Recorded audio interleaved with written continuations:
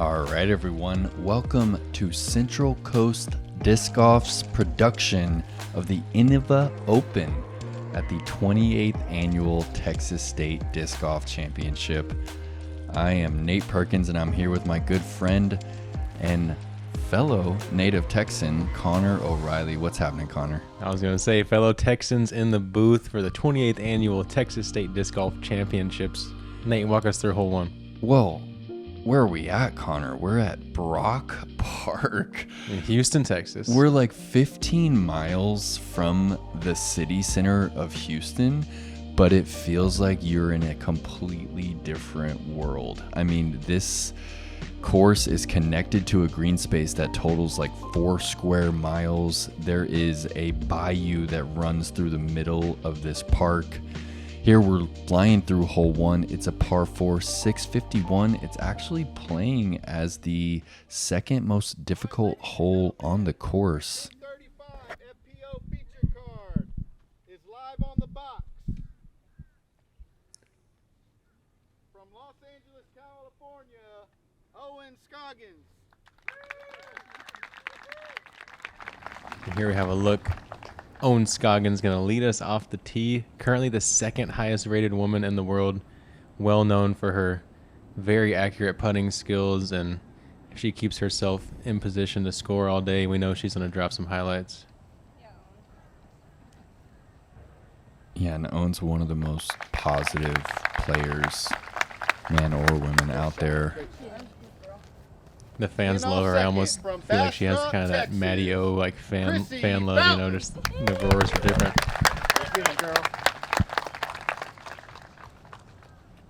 And Chrissy Fontaine, I believe she's out of the Houston area. I believe Bastrop, they said, is Okay. what she's currently claiming. But yeah, definitely. That's just a little east of Austin.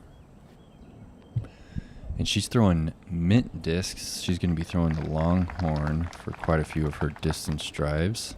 Next on the box from Pärnu, Estonia, Tattar. We get a look at Kat's sweet pink shades as we get a call out for current world champion, #1 rated player and #1 ranked player in the world. She needs no introduction, but I just gave her one.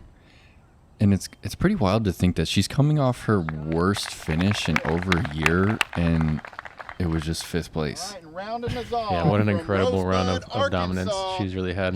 Mertsch. To be on the podium that long is just such a showing of consistency. We all know that's the hardest part of the game of golf and disc golf.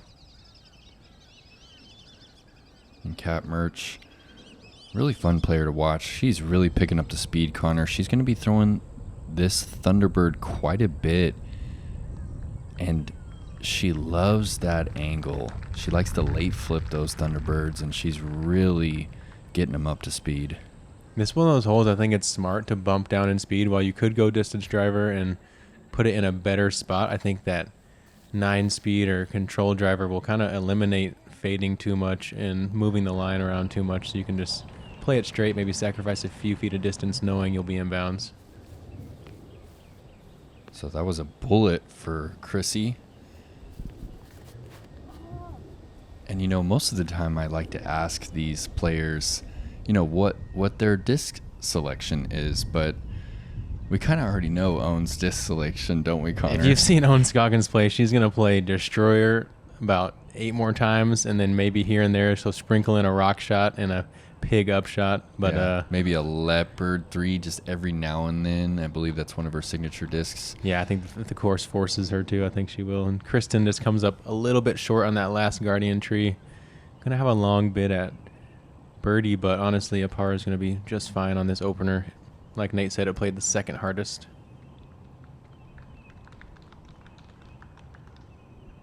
Yeah, and so this is actually a permanent course here at Brock Park. The MPO are playing a different temporary course on the other side of the park. I think this course sets up really well for the FPO, though. There's a ton of scoring. Yeah, conditions-wise today, we were kind of just waiting on the rain to happen. The forecast was showing a high percentage of rain with thunderstorms likely, and the wind was kind of gusty, and here and there, certain clouds were dropping the rain for a few minutes, but for the most part, we kind of skirted what we expected and got some decent disc golf weather.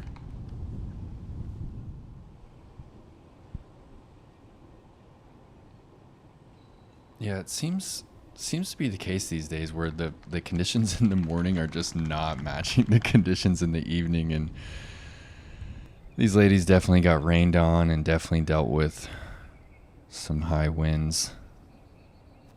Yeah, I think one of the biggest things on a day like today where there's those thunderstorms, sometimes the wind can just be changing directions quite a bit, and in a place like this where you kind of have woods and then open tunnels, you got to find that direction, and sometimes it's hard to. I just want to experience what it's like to be as good at putting as Owen is just for one weekend. Just one weekend, Connor. It's got to be what's up with the flutter? Very relieving. I don't know. How do you make it flutter? I'm not exactly sure, but all I know is usually if you catch it in between the flutter, that nose angle is driven flat, and overall, if you balance out the flutter and the wings, it finds a good pace. And yeah, Owen, she just grabs a stack of like 8 putters and just steps up to 28 feet and she rarely misses them. It's pretty impressive to watch.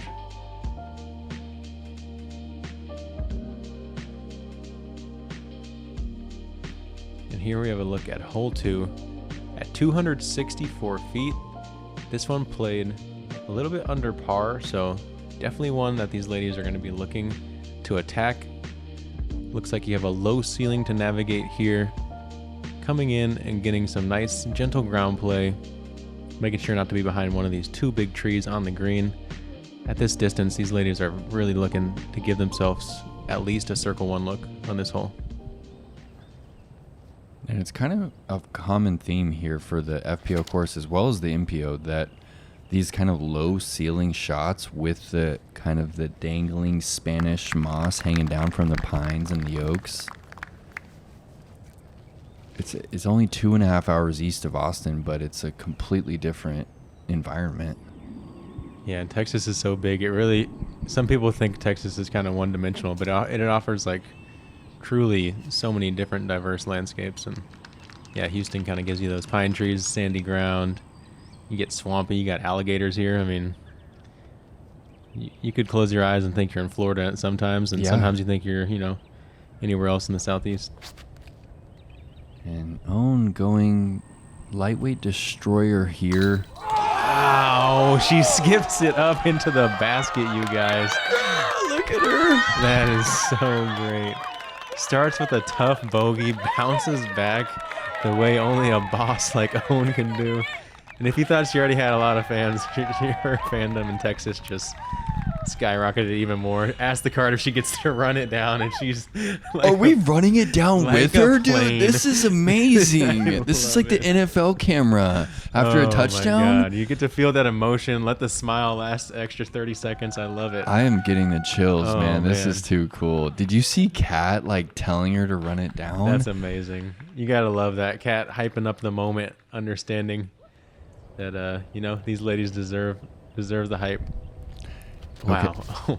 So I believe we just heard her thank Emily Beach. So during that round, I'm on the course working for DGN, and Owen comes up to me and tells me that Emily had given her that disc just 3 days before. And she only threw it a few times. I was about to say, I don't recognize that from the Open at Austin coverage even, so I don't remember seeing that color destroyer. So yeah, definitely a brand new disc, just showing that these top players, while they do use the discs to help them out, they're the ones throwing them, and it doesn't matter how good your discs are if you're not dialed in with your mind. And Kristen, unforced error here. Very uncharacteristic. Another unfortunate miss for Chrissy.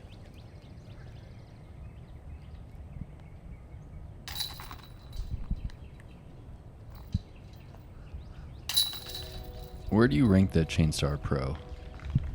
I think it's definitely towards the top. I think some of those higher putts definitely don't have a chance to penetrate through the 3 layers of chains the way you might like them compared to some other baskets. So I think, especially in the headwind, you'll see some unfavorable reactions on the high putts. But I think in general, if you're in the money spot, they're a great catcher. Oh no, dude. This is great. Oh. That is just pure joy right there. You gotta love it. I mean, this is part of the reason why disc golf is a lifestyle right there. And here we are, hole 3, 315 feet, another low ceiling here. And we've got OB that just kind of pinches around this green. 10th most difficult hole, playing just under par. Yeah, like you said, those low ceilings are a big theme out here, as well as I think kind of the peninsula shape with out of bounds on 3 sides is very common, and I think it's good. It makes you be accurate in the open shots. From the tee, Connor, that looked like it was much. It looked like it was much closer, and I tell you, every person in that crowd was on the edge of their seat, like to see waiting for her to go back to back. Yeah.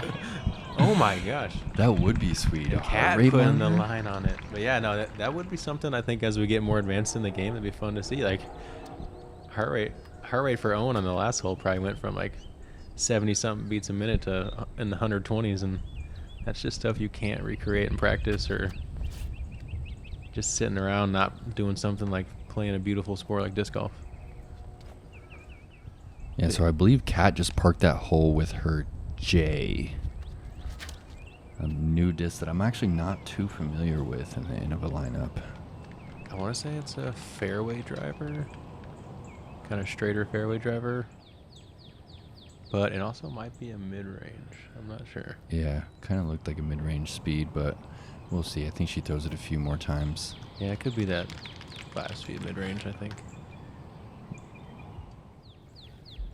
I'm spitballing. Y'all help us out in the comments. Pretty amazing how many discs just continue to roll out. I used to feel like I had a decent grasp on the molds in people's bags, and now it's tough to keep up, man. And a good putt for par from Chrissy around that tree. Yeah, not only do you have all the molds, but then all the retooled molds for the more overstable versions and everything that come out for all the pros. And and another birdie, able to have a great bounce back after her bogey on hole 1.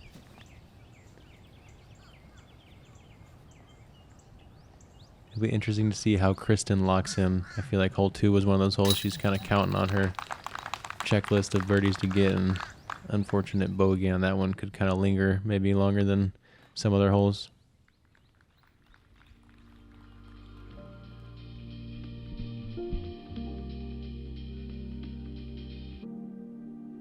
Yeah, definitely a mid-range there on that J. Wow. Another sweet That extension, Connor.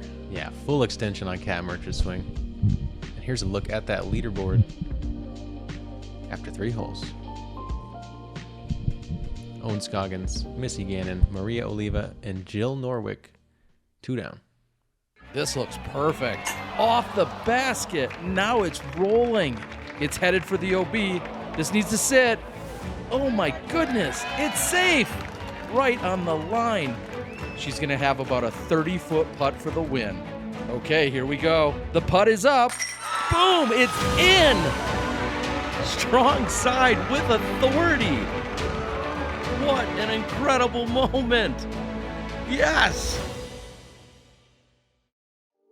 The J is our latest mid-range disc. Okay, where the Mako 3 has got a little bit of instability and the Rock's got a little bit more overstability, the J's right between, and you can throw it backhand, you can throw it sidearm, it's good in the wind. As we step up to the 4th, this one was the hardest of the holes that played under par today. A 588-foot par 4. Once again, we have out of bounds line on the left as well as on the right, creating that peninsula shape that we're going to see a bunch of. We're not going to have that low ceiling to deal with here though, so I think playing a nice fairway driver shot off the tee, leaving yourself a manageable approach, is going to be a good strategy just to avoid having too much skip. And yeah, one of those holes that you got to decide how much distance do you want to bite off, so you can leave yourself putter mid or fairway driver into the green possibly. These are all about mental sharpness and really picking your aim point, because it's not really created for you. Nice, I like that. Just picking. Can you expand on that a little bit? You're just picking something out in the distance, or just like, you know. Yeah, I think sometimes those wooded holes that really force you to doing something, you know, can be easy and very mentally clear. Whereas sometimes in the open, you get vague and, you know, you kind of, oh, I'm just going to aim kind of this cluster of trees in the background, and, you know, maybe you miss your shot. Whereas, you know, you pick one limb on this tree and like, okay, I'm going to hit at this limb on this angle, and you just got to really be a little more specific, I think, in the open, and double down on whatever mental visual focus you want to create. Oh, I like that, Connor. And we saw Kat just not quite getting that Thunderbird to flip up there. And Chrissy throwing another Apex Longhorn from Mint Discs.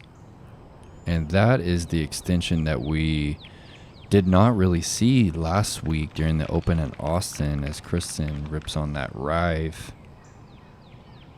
Stable forehand, just putting herself out anywhere in the open, knowing that she'll give herself a chance.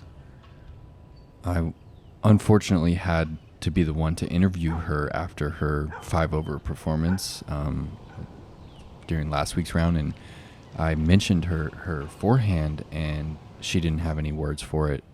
During this round, she actually came up and talked to me and said that she was thankful that I brought it up, because she didn't realize that she was throwing her body into it. She said she worked on it this week and that she feels like it's as good as it's ever been right now. So amazing just to see the top competitor still being so humble and such a sponge for the game, and understanding that she can learn from any situation. And it's always good to listen to you guys. I don't care how big your ego gets.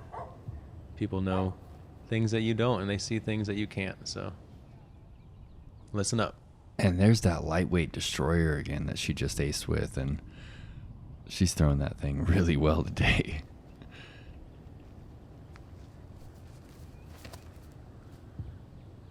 Kristen looks like a bit too much hyzer. Going to need this one to check skip, and not a bad spot.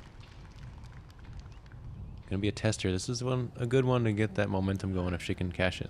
Yeah, and I recall this section of the course, the first few holes we were up against a wall of trees near where the homes butt up against the park, and this green was really exposed. I remember this putt being extremely windy. Ooh. And the next few holes are just going to be back into the wind. Yeah. Ooh. Good stick, a little emotion out of Kat. She throws the legs up, a little air guitar. Is that what she did? Air guitar? I don't know. Little fancy fingers on us. Kat's, she's a unique She human. absolutely is. She told me that she's been singing to the moon lately. She is colorful, to say the least. And Owen with that wobbly duck straight to the heart where you knew it was going. And man, like I mentioned earlier, I feel like Kristen's putt on a lot of baskets had a chance to stick, but these chain stars, especially when it gets windy into the headwind, sometimes you get there from circle's edge in the high chains, and it just doesn't stand a chance. It just gets pushed right out. Mm-hmm. Cat getting just enough extension out of that back leg to climb over the rim, and she felt a little nervous about it. But honestly, that was a money spot. What a replay. Oh, this one's tricky. Hole 5. Look, under 200 feet. You almost never see a hole under 200 feet on the Pro Tour.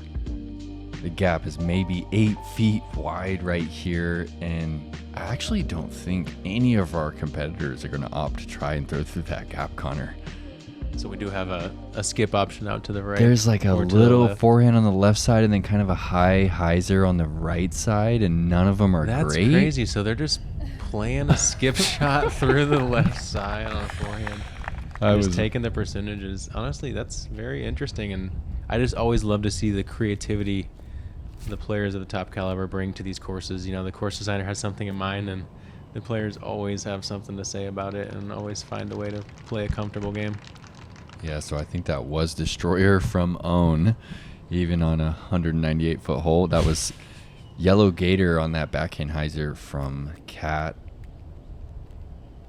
Man, I don't know if I like the right side versus just playing straight at it. I understand the route that Own's taking, but apparently I don't know anything though. So, wow. And these players. That's an Eternal Phoenix from Mint Discs out of Austin, Texas. Kristen says, All "Look, right. you fools! I'm just playing straight up the gut," and she pures that one. And I stand corrected. Kristen Tattar pures it with the harp.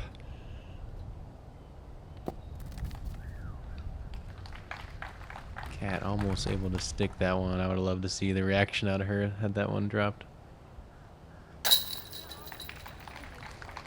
And I don't know Most players, if it came out that wobbly, I would just think there's no chance. But like James Conrad, he wobbles just a bit, but I can't really think of. yeah, Jay Yeti is one of the Oh, few guys I can Yeti. really think of. I feel Yep. like Jay and Owens putt really Yep. remind me of each other. And Jay, One of if the you know, best putters I've seen, really, from C1X. he's made a living off of his putting skills, really. Yeah. So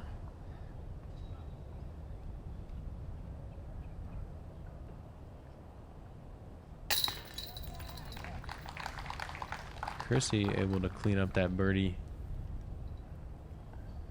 playing the sneaky forehand down the right side, and Kristen playing it pure down the gap with that harp. A lot of different ways to skin the cat on this one, and it's short enough that regardless if you catch those trees, you got probably a 45, 50 footer at the minimum. And here we are. Hole 6 is a par 4 at 597 feet. Out of bounds, left and right once again. Players are going to want to play a shot to the more open left side of the fairway over here. And if you can push past this tree that's leaning here, you get to open up and pick your poison coming into the green. Yeah, it's another one of those holes that just kind of continues, the OB kind of continues to taper closer and closer in. And another hole with that Spanish moss just kind of hanging there in the fairway, and it forces you into kind of a flat punching shot. This angle looks great out of Own, getting a lot of stretch in that late fade. And yeah, there's some patches of thick clover out here where sometimes, you know, you're trying to play that low ceiling skip and it just doesn't let you. So there's parts of the course where it can be hard to gain distance, but this is definitely one of the more open holes.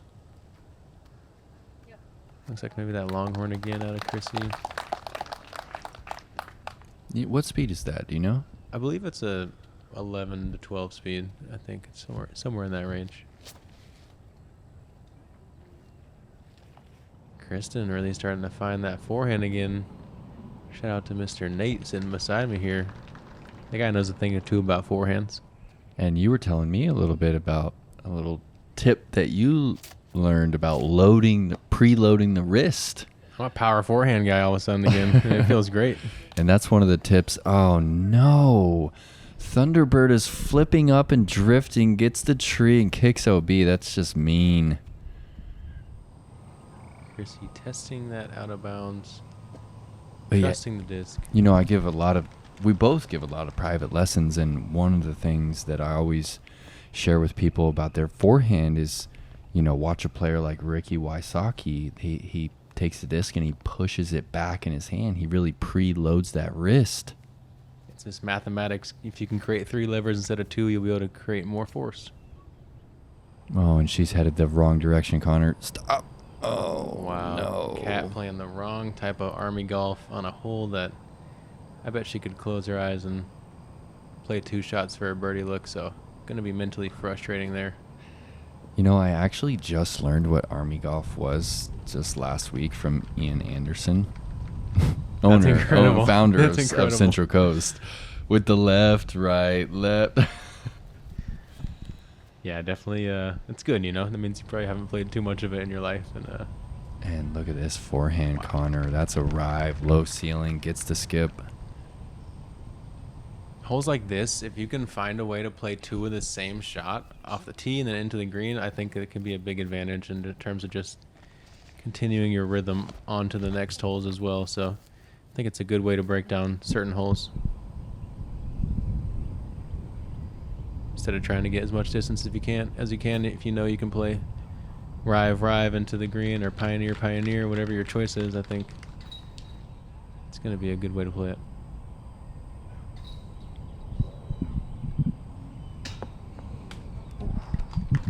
Nearly sinks it. Own Scoggins from Lao. Did you know, Connor, that Own is still sending money back to support her mother and father?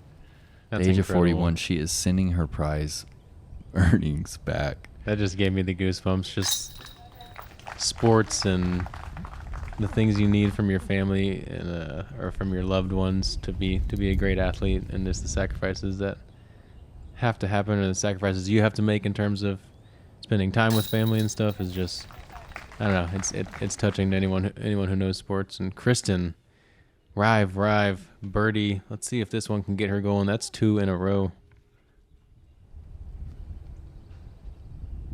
Yeah, everyone's playing for something different, aren't they? Absolutely. And you never know. I mean, most people don't know that about Ona. She shared it with me one afternoon at Maple Hill, following around, and it's stuck with me ever since. Yeah, this gives you another layer of appreciation for a character like Own. And let's blow that ace up, you guys. Give her all the love that she deserves. Get that girl paid. Another look at the leaderboard. Own and Maria Oliva ahead of everybody else. All right, hole 7. It's 573, another kind of short par 4 with OB left and right and these low ceilings, and pretty similar kind of setup right here, huh, Connor? I feel like kind a little bit of deja vu, like we're almost on repeat. Yeah, I really do. And you know, a lot of the FPO field, you know, really enjoyed this course, and then I heard a few competitors say that it just wasn't quite challenging the upper limits of the field. It's a curious thing to try and find that balance between a course that, you know, a lot of the field can score on and a course that you really have to be getting the disc up to speed to be able to score. Yeah, I agree, and I think I think just maybe this one, it seems so far could be just a little bit repetitive. I think creating some different shapes and different ways to bend the fairways could create some different challenges even when you're dealing with a more kind of open terrain. I think we're kind of just seeing this straight shape over and over. It's definitely, these players are able to find quite a rhythm. And I think it is good to have comfortable things you do well, but I think every course should make you do a couple things because it really just rounds out the skill sets that make it to the top. So that was Ride for Kristen, Destroyer for Own, Freetail for Chrissy, and that is a Thunderbird from Cat Mertsch. So Cat pretty much playing Thunderbird on all these holes, sacrificing some distance on maybe going Destroyer, but gaining a lot of control. And look at that little reaction. Come on now. That was like flat. That was skipped. It was wing angle turned right still, I feel like. Yeah. And it somehow just like turned out at the last millisecond. Chrissy flexes that one up nicely, gets some soft ground play, edge of circle putt. She's had a decent round going so far, keeping it together, playing with these stars. Oh, wow. And Kristen flashing those chains. I thought we were about to get another highlight right there. Maybe a little more meat on the bone than she'd like, though. Oh, and after a beautiful drive, Kat's going to leave that MD3 a little bit shorter than she wanted. Here's her look from about 45, 50. And you can just see the moisture in the background. Houston, Texas is super humid. If you don't know much about it, it's one of the sweatiest places in Texas, especially when that sun's out. Yeah, I mean, strangely enough, the rain was a welcome feeling because the humidity actually dropped, and you're getting wet, but it's just a different kind of sweat. I don't know. It really is, yeah. One of those places that on the wrong day, if it's raining and you need to put on a rain jacket, it's almost not. You'd rather just get wet because you're just gonna open up all your pores and turn into a sauna. Oh, and Chrissy just inches low off the cage. Oh, and look at the technique there. Disc underneath the shirt during the routine. I think the more seconds you can keep it dry, it's always a valuable strategy. You really got to switch it up when the rain comes and just survive, keep the disc dry, and it almost just turns them into just like the entire time between throws, you're just drying your discs off. And oh, it's just a grind of grinds, man. They're like the longest days on the tour, I feel like. They really are. When it's just raining and you're like huddled underneath your umbrella. Great putt for Kat. And yeah, there's some days you guys were playing in the rain, and it's, yeah. A sigh of relief there from Mertsch.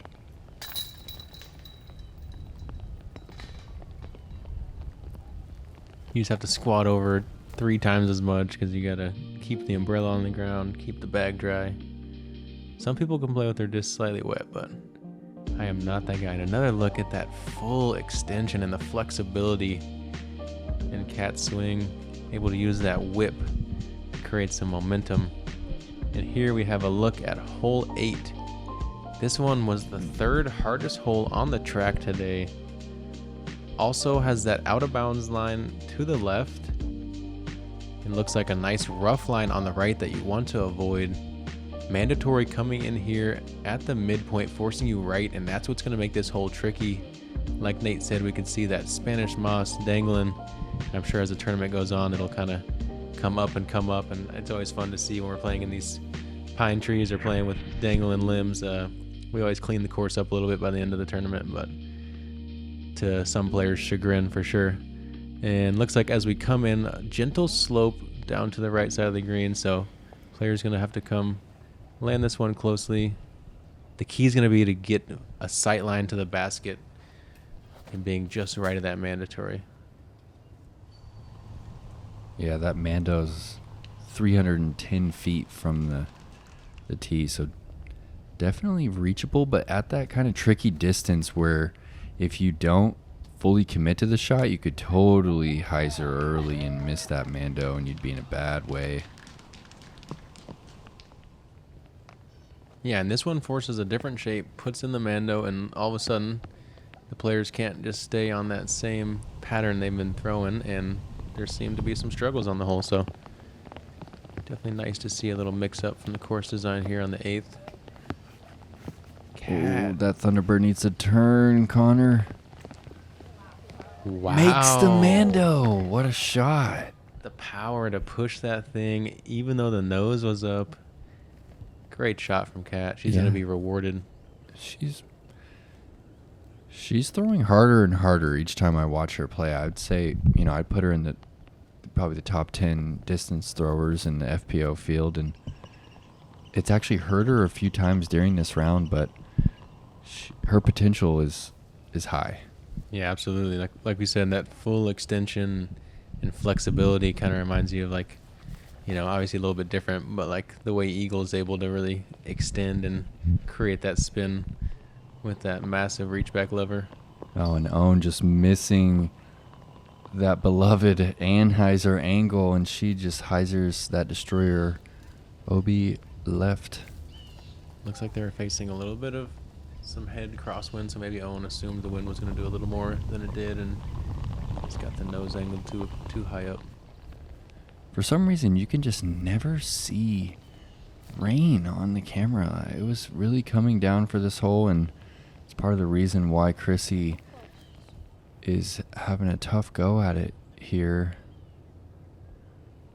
It was just hard to get a grip. And as you said before, Connor, some players are just like able to throw with a wet disc. I don't know about you guys at home, but I can't throw at all with a wet disc. I'm not throwing more than like 250 with a wet disc. I've just spent so much time drying the disc off, but some players it just, I mean, like Simon, Drew Gibson come to mind. Like Paige can throw with the wet disc. Like, you know, Kristen's just stepping up and throwing that harp. I know that there was raindrops underneath her thumb, but we need to test these guys' hands. They got some amphibious fingers or something.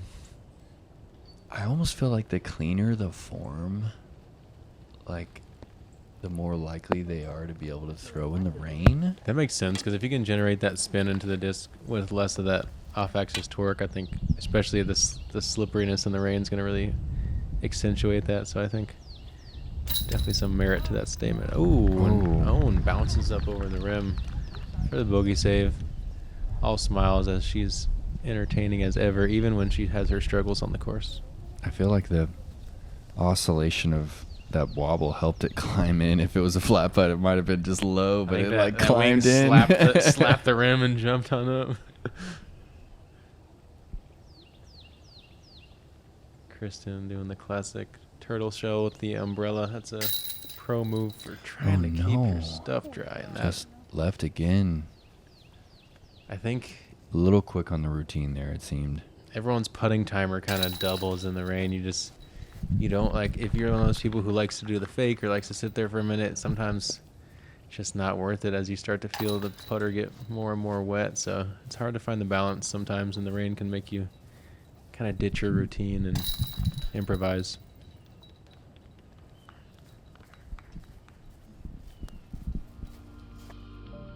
Kristen, unfortunate bogey, bringing her back to even. Another look at Kat and those sweet pink shades. She gets that full shoulder turn back too, really maximizing the distance she can create.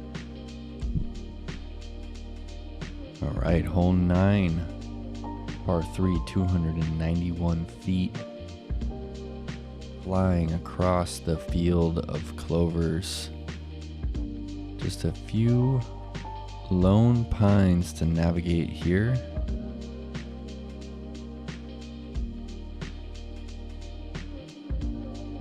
Looks like we also have that out of bounds line just along in the basket, so you got to make sure to choose your club wisely here. Throw something that is going to get you to the basket at the most.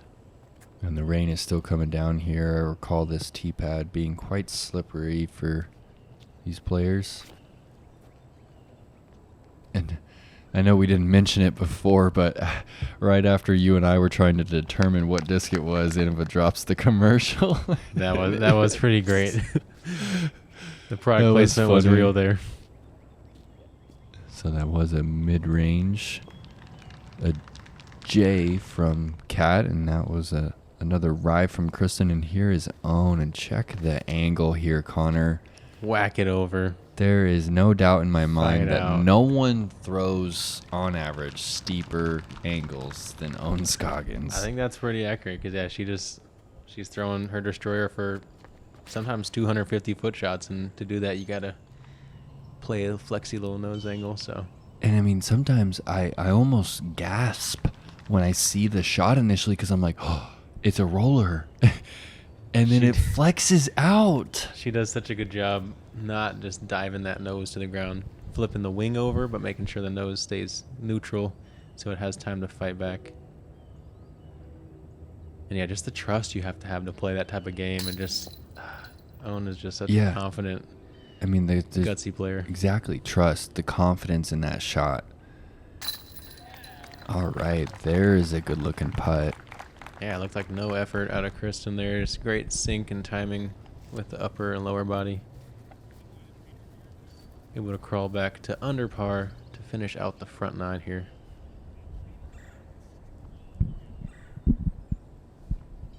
Owen has put on quite a show on this front 9. Let's see if she can cap it off with another wobbly birdie. Wobble, wobble, wobble, wobble, wobble, wobble. I hope Owen is monetizing some of that wobble, creating some fun punchline on a stamp. If not, maybe we need to get in her ear about that.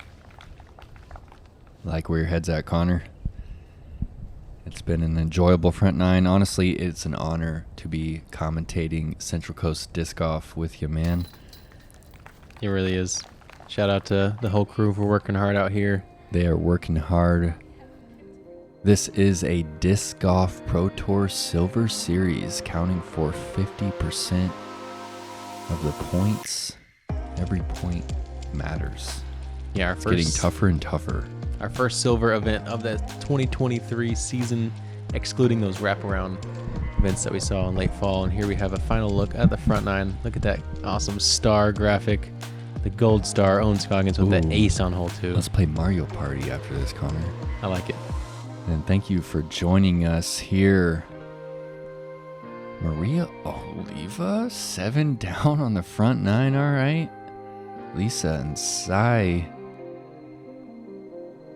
Thanks so much for tuning in, guys. We will see you for the back nine. It's a little more challenging there on the back, Connor. I'm excited to check it out.